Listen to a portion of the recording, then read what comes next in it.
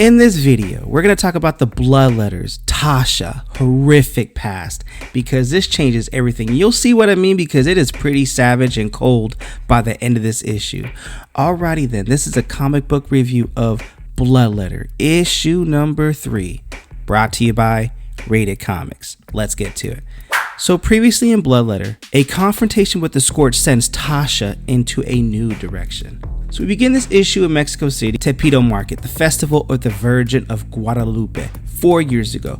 We see young Casper, but she goes by the name of Cassiel. She's doing her job as an angel, but she noticed someone in the crowd about to pickpocket this guy. So she tells him, stay guard your backside, he's about to steal from you. But in this tension and confusion filled panel, people turn on her thinking that she's a thief, calling her carterista, thinking that, hey, she's the pickpocketer now, you know? So tension rises. Cassiel is like, oh man, what are they about to do to me? They told her to stop. She's like begging for God, but this angel, Ariel, comes in and comes to her rescue. She's a powerful angel known as the virtue guide of the battlefields. So she tells him, I'll take it from here. She's mine. And she tells Cassiel, it's funny, isn't it? Searching for a miracle and they miss the angel right in front of them. You know who I am, right, Cassie? Yeah, you're Ariel, the virtual battle guide of the angels or whatnot. She was like, I was, but now instead of bringing soldiers to their eternal reward, I find angels who run from Elysium. Now tell me, what did you do, little throne? Nothing, says Cassia. I was just doing my job, watching with my many eyes and counting souls. Okay, says Ariel. Who did you tell about the numbers, huh? My direct superior, says Cassia. I told Ophanio, just Ophanio. Now she's dead. Okay, good. Can I give you some advice, says Ariel. You came to Earth and went right to the crowd, figuring you'll be safe in the crowd, but that's not how humans work. Humans in the crowd, that's when they do the dumbest stuff, when they're the most dangerous. That's when, can I call you Cass? And before she could complete whatever she's about to say, she blasts herself in the head, shocking the heck out of Cassio. And Cassio's like, okay, what the heck? Like, I'm looking at brain guts over here in Jello. But Tasha comes in and says, good thing delusional spells work so well on angels. Y'all aren't used to lies, clearly, says Tasha. And Cassio was like, I was loyal for 600 years. I did my job. Yeah, but accountants always take the fall when the higher ups fudge the ledger. Tasha's giving her a cold hard truth, and we're also getting a cold hard truth of how Casper and Tasha formed their partnership, even though her name is Cassio right now. So Tasha's like, I'm always looking, because Cassio asked her if she was looking for her. So Tasha offers her some help, and they form a bond with a handshake. In exchange, says Tasha, I'll teach you how the human world works. By the way, my name is Tasha.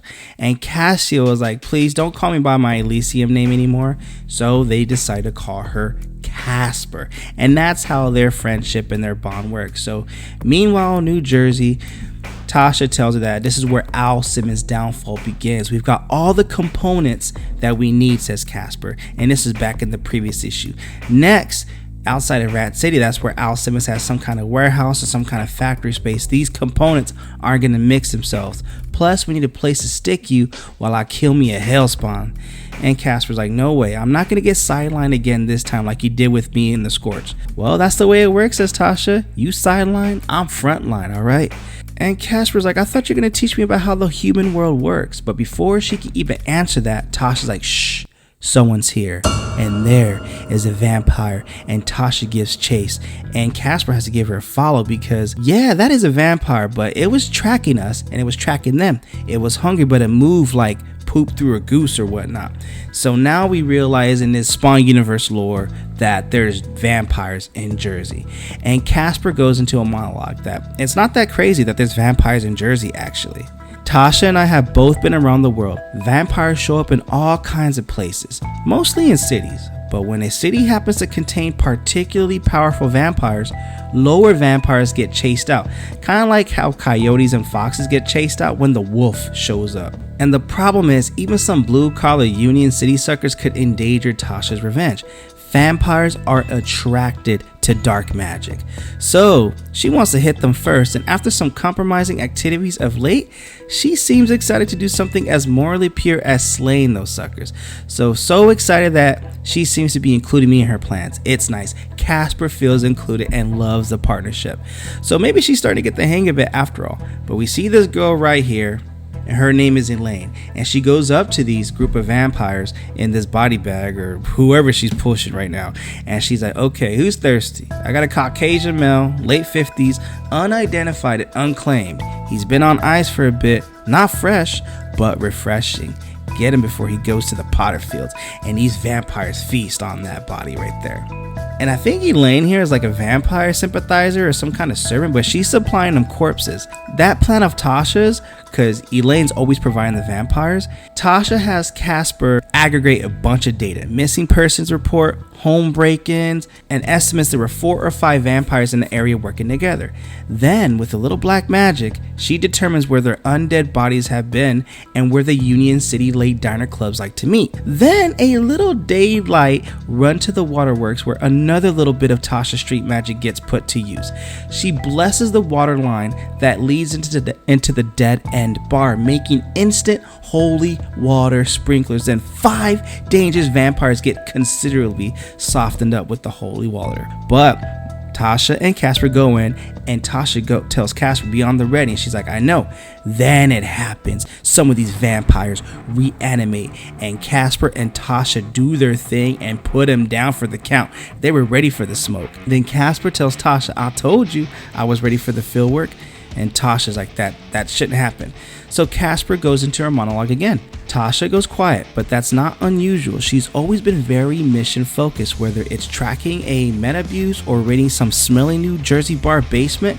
She's always focused on the mission. So Tasha's like, okay, what are we looking at right now? And you look at this device. Pumps, filter, says Casper. It's some kind of what the humans call to make really strong funny juice. I think she's talking about beer. And it tasted really strong funny juice when I first tried beer. I'm not going to tell you what age I first tried beer, but we all tried it at a very young age, and it tasted funny. But you know what? Be a man. We grew into liking that. So Tasha's like, it's a distillery. Yeah, one of those. But it's got pieces they don't make here. Some of this is Hell hardware, and some of it is Elysian. Alright, so the vampires are like, yes, Elysian, it's a pretty competitive market.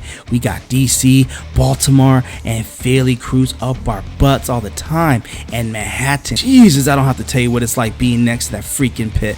The Kingdom doesn't even leave scraps for us. So what they're saying what that machine does, it maximizes feeding by distilling high quality blood. So the machine extracts and refines angelic or supernatural blood into a potent drink they like to call pure heaven. And they taunt Casper and Tasha, calling Bloodletter out, saying no matter what, ain't no amount of filtering that can make your cursed blood drinkable, girl, but we're delighted to have you into our humble city. So they give fight, and they want the smoke. So Casper's like, okay, so they weren't softened as much as we thought, but I'm with Tasha Thornwell, ex-spy, current street girl, street fighter. She survived when she had nothing, adapted to a world that most humans can't even conceive exists, and in service of her revenge on the man who took her life, referring to Al Simmons, aka Spawn, she's gone against everything. Hell spawns, heaven sents, wraiths, gods, collecting bits of them to make her ultimate weapon. To use them now is to risk to lose everything. So now what Casper does is she uses her angelic powers in full force. But with Bloodletter, she did that because Bloodletter would do it for her, as she thinks. Since the moment that she saved her from Ario in Mexico City, Casper says Tasha and her have been friends. She trusts me enough to let me into her skin to be her voice. A human and angel are truly united. And this vampire begs Tasha for mercy, and Tasha's like, man, hell no, I'ma stake you. So Tasha asks Casper, are you good?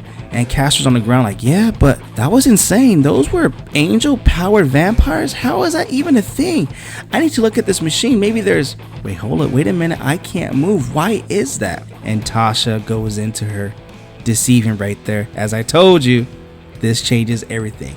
And Tasha tells Casper, I told you, delusion spells work really well on angels. You aren't used to lies. And Tasha tells Casper as she puts her in that machine, I'm sorry, Cassio. All those components together, what they can do is form a witch jar. It's powerful, but it won't do anything against a hellspawn unless it's filled with angel's blood. And Casper, realizing deceit, and asks her, is that why you came here? You knew they had this thing? Yes, says Tasha. Word travels fast when one can distill the most dangerous elixirs from the undergrounds into a controlled substance. You wanted a lesson on how humans work? I'm really, really sorry. She gives her a kiss on the forehead.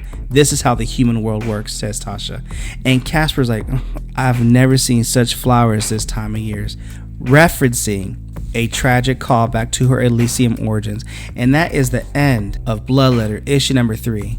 Bloodletter's horrific past and deceit, as mentioned, and this changes everything. So what you guys think of Bloodletter issue number 3? Comment below, let me know. And this is crazy how Tasha and Casper hunt vampires, but it was all a setup just to get to this machine so Tasha can get what she needs from Casper via that machine so she can get revenge on Al Simmons, because that is cold right there. That is super cold. So link in description if you wish to add this comic book and or any of our other limited print Rated Comics exclusives to add to your comic book collection. Support the art, support the industry, and also if you like to buy your boy a cup of coffee, link in description, or donate to the super thanks.